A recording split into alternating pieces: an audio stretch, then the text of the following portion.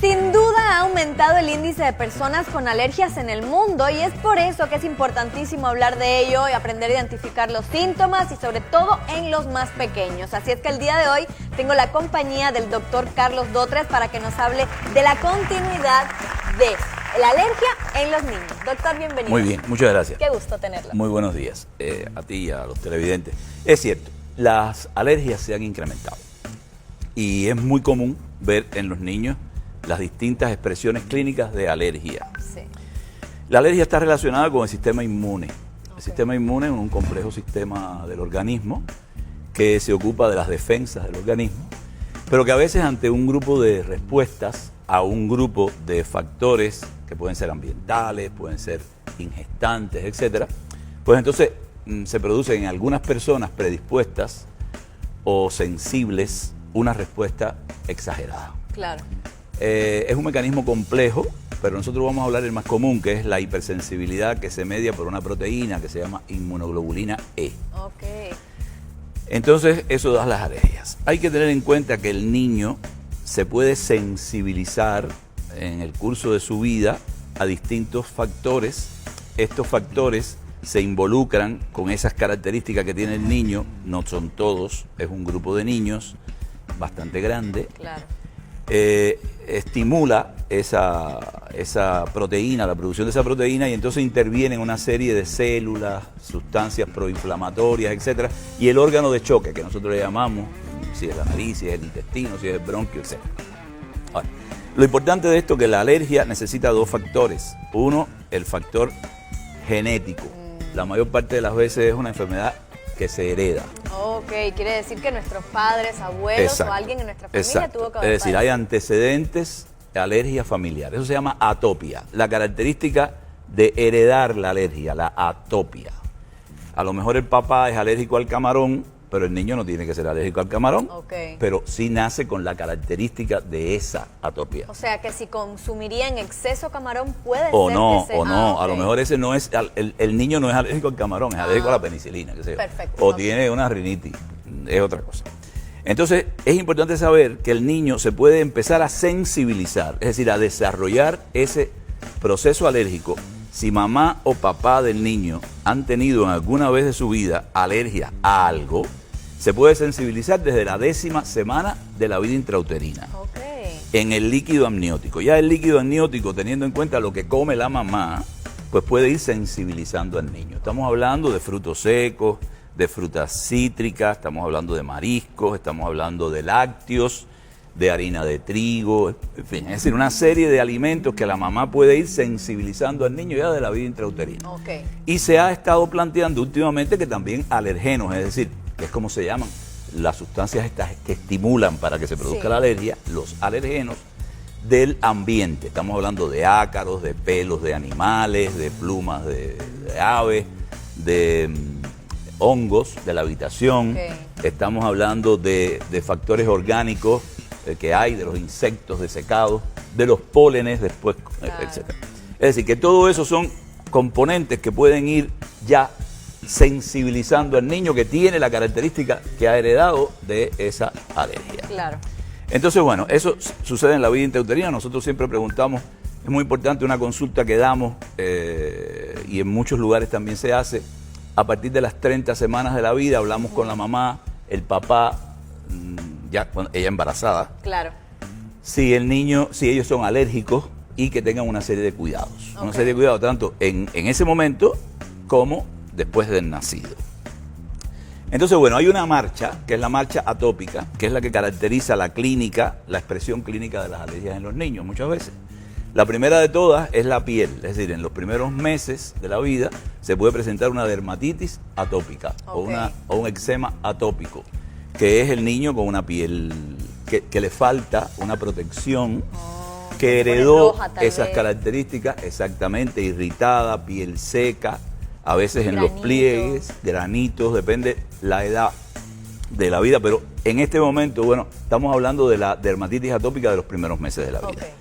Después ese niño empieza a comer bueno, si se le da leche de vaca, puede haber alergia a las proteínas Sí. de la leche de vaca. Sí. Si la madre, esto está en discusión, pero se acepta por muchos, si la madre consume lácteos, aunque el niño no esté tomando leche de vaca, también proteínas extrañas de la leche de vaca pueden pasar claro, a la través leche. de la leche. Y entonces el niño evidenciar esas manifestaciones de la piel. Después vienen cuando el niño empieza a comer. A partir de los 6 meses hay alimentos como son el huevo, que le sigue como alimento más frecuente de alergias a las proteínas de la leche de vaca, los peces, etcétera. Es decir, que hay un grupo de alimentos que pueden producir alergias digestivas. Okay. Y ese niño puede tener diarrea, puede tener algunas manifestaciones de cólicos, manifestaciones dolor, digestivas sí, claro. diversas. Exactamente. También hemos visto en el primer año de la vida los estornudos frecuentes en los niños, la rinitis. Eso es bastante común, aunque por lo general es en niños un poquito mayores. La marcha atópica es primero la dermatitis, después los trastornos digestivos, después la rinitis, después puede haber tos seca, bronquitis, porque entonces son los bronquios y se produce asma, el asma del niño pequeño o el asma en el niño mayor. Y eso constituye entonces una ruta, un camino claro. a través del cual se va expresando la alergia. ¿Qué es lo importante en esto? Bueno, conocer si hay antecedentes familiares alérgicos en la familia. En aquellos niños donde los haya, tratar de tomar todas las medidas posibles de control, tanto nutricional como ambiental. Claro. Hay que tomar medidas ambientales. Una de las cosas que afecta mucho y predispone a todo esto es el humo del tabaco, el humo del cigarro. Importante, que muchas personas no le toman la debida importancia a esto y dicen, no, pues si yo no estoy fumando cerca del niño, me fui un poquito más lejos, pero al final de cuentas es humo, sí. Y está en todos lados. Y el humo el niño puede ser un fumador secundario porque recibe el humo del otro, o terciario porque en sus juguetes quedan las partículas y entonces los tocan y después todo eso puede afectar.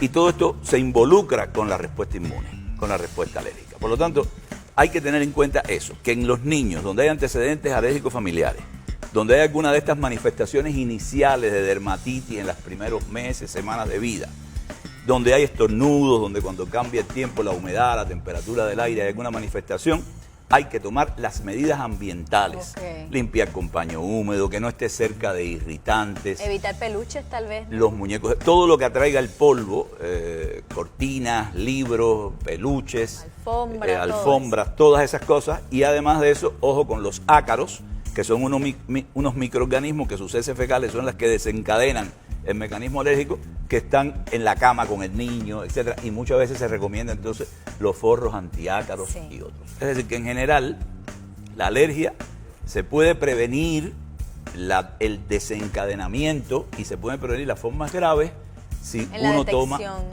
un grupo de medidas y se conocen todas estas cosas, lógicamente todo esto dirigido por su médico. Claro, ahora yo creo que algo importante también mencionar es que si vemos uno de estos síntomas, no alarmarnos en exceso.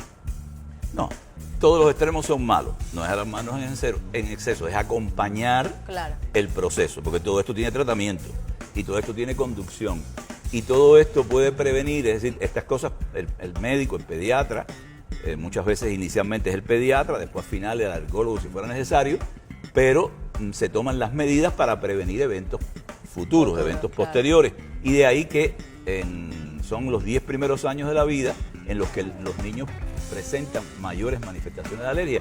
Ya después, de una manera o de otra, se controlan, aunque hay lo que pasa al revés, que empiezan en la adolescencia, incluso empiezan de grande.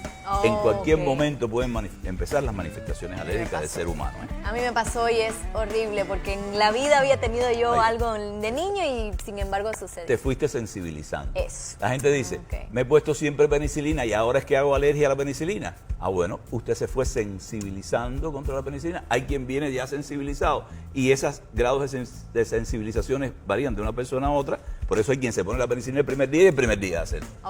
Es muy complejo. Por eso yo creo que lo más importante siempre es estar al pendiente de que observar. Primero la observación, ¿no? ¿Qué es lo que está pasando con el niño? Si ya yo veo una serie de características, sé que en la familia también hay gente que tiene alergias, pues inmediatamente decírselo a nuestro pediatra para que podamos tener una contingencia, ¿no? Exactamente. Al niño. Pues doctor, muchísimas gracias. Un placer como siempre. Y espero que la próxima semana esté con nosotros nuevamente, sí, nos siga comentando de temas tan interesantes, preguntarle también a la gente qué es lo que le gustaría saber, que les haga preguntas y así, bueno, ya. Así es. Resolver todas esas dudas. Muchísimas gracias, Doc. ¿Nos acompaña un corte? Claro. Muy bien, nos vamos a un corte y regresamos aquí en Supermanzana 21.